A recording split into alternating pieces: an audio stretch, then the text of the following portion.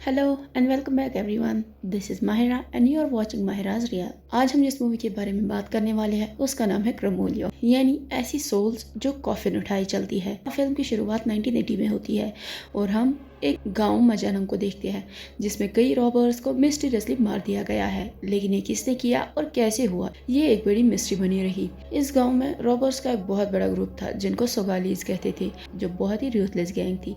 सबसे अजीब बात ये थी कि इनको मारना लगभग नामुमकिन था। लोगों में तो ये भी फेमस था कि शायद उनके पास कोई मैजिकल पावर्स है या फिर ये ब्लैक मैजिक करते हैं, जिस वजह से इनको आम गोली या छुरी से मारना नामुमकिन है। खैर, अब मूवी का फर्स्ट सीन दिखाया जाता है जिसमें हम एक आदमी दनंग को देखते हैं जो सोगालीज की लाशों को दफना रहा था, यानी फाइनली अब सोगालीज को मारा जा चुका था।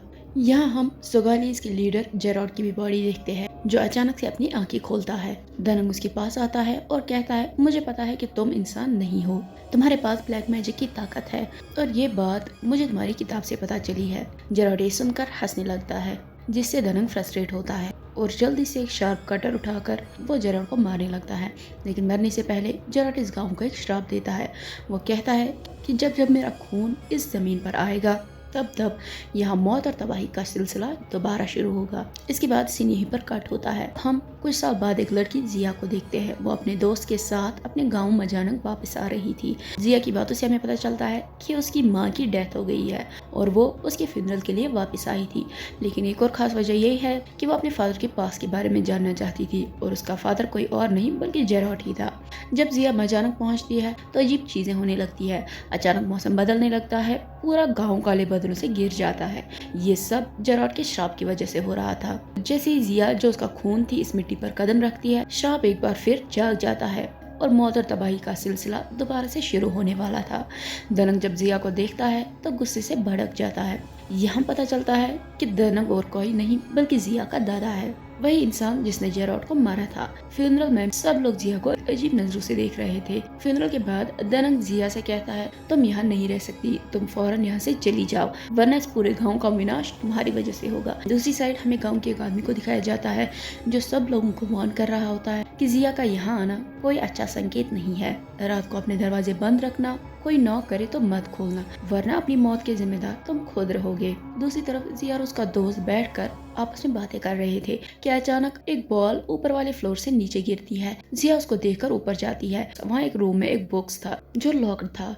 ये बॉक्स जिया को अजीब तरह से अट्रैक्ट करने लगता है, लेकिन जैसे ही जिया उस बॉक्स को खोलने लगती है, दनंग उसी वक्त वहाँ पर आ जाता है और उसे रोक लेता है और कहता है कि अपना सामान पैक करो, मैं तुम्हें रात होने से पहले टाउन ड्रॉप कर दूंगा। जिया के साथ साथ उसके दोस्त को भी दादाजी का बिहेव अजीब लगता है। वो जिया से कहता है कि शायद ये सब कुछ तुम्हारे फादर की वजह से हो रहा है, लेकिन जिया को अब भी समझ में नहीं आ रहा कि आखिर दादाजी क्यों से यहाँ से जाने के लिए कह रहे हैं। दनंग जैसे ही जिया और उसके दोस्त को बाहर लेकर आता है तो देखता है कि गाड़ी का टायर ही पंक्चर है। वो जल्दी जिया को घर के अंदर बंद कर देते हैं और खुद गन लेकर बाहर आते हैं और फिर उसके दोस्त के साथ कहीं निकल जाता है। रास्ते में जिया का दोस्त स्मोकिंग करने लगता है और उसे हवा में एक ब्लैक शेडो दिखाई देता है। वो इग्नोर कर देता है, लेकिन फिर उसको 4 शेडोज दिखती है जो एक कॉफिन उठाए होती है।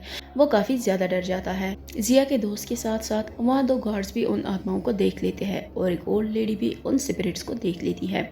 वो तुरंत अपनी बेटी को एक रूम में छुपा देती है क्योंकि जो भी इन आत्माओं को देखेगा वो मारा जाएगा। अब एक एक करके उन सब की मौत होने लगती है जिन्होंने इन स्पिरिट्स को देख लिया था। पहले वो ओल्ड लेडी, फिर गार्ड्स और अब जिया के दोस्त की बारी थी।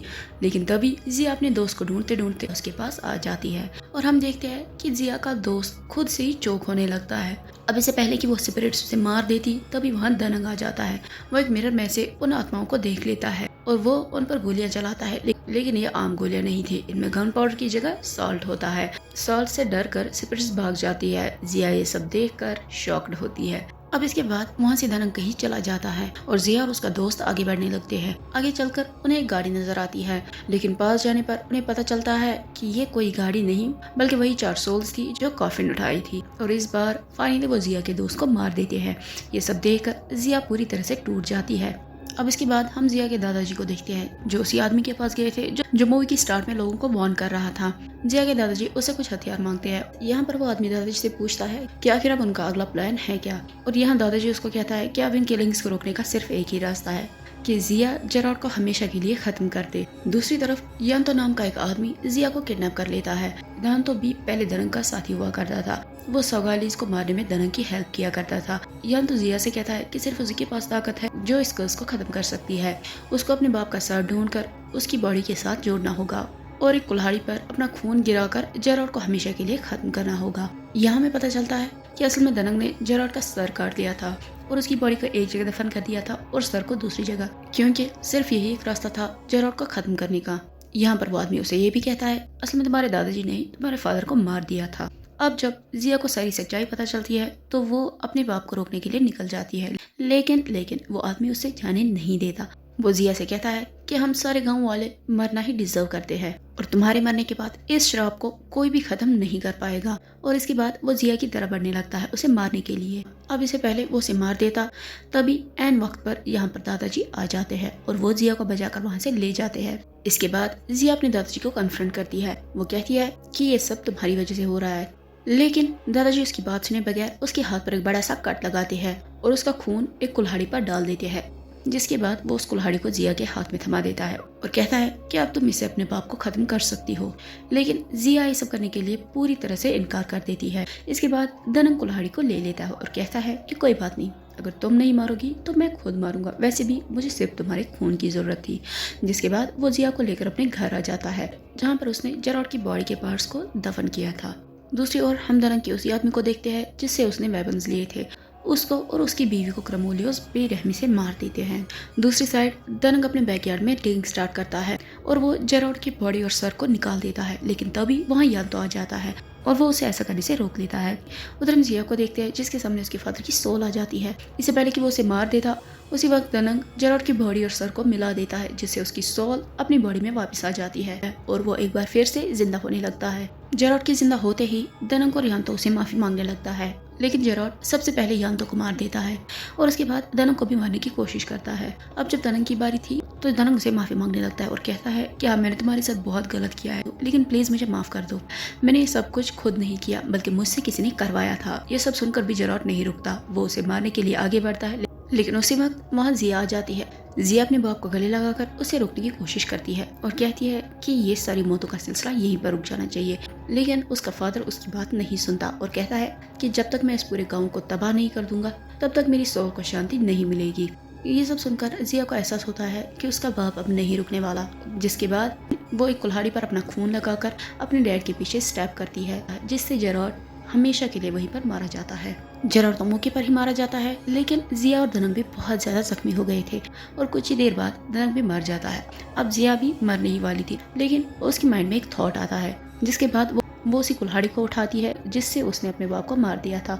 वो उसे उठाकर अपने बाप का खून अपने खून में मिला देती है, जिससे होता यह है कि जेरार्ड के पास जो ब्लैक पावर्स थी वो सारी जिया में आ जाती है। इसके बाद हम जिया को एक सुनसान सड़क पर चलते हुए देखते हैं और उसके बॉन्ड्स अपने आप ही हील हो रहे थे और इसी के साथ ये कहानी यहीं पर खत्म होती है। लेकिन मूवी के पोस्ट क्रेडिट सीन में हम देखते हैं कि एक आदमी जेरार्ड की लाश को उठाकर अपने साथ ले जाता है और कहता है कि फाइनली अब तुम्हारी बॉडी मुझे मिल गई है। यानी ये वही आदमी हो सकता है जिसने दनंग से जेरार्ड को मरवाया था। और इसी के साथ फाइनली ये मूवी यहीं पर खत्म हो जाती है। आई होप आपको मूवी पसंद आई होगी। पसंद आई है तो चैनल को सब्सक्राइब और मूवी को लाइक कर देना। मिलते हैं अगली वीडियो में, तब तक के लिए टेक केयर।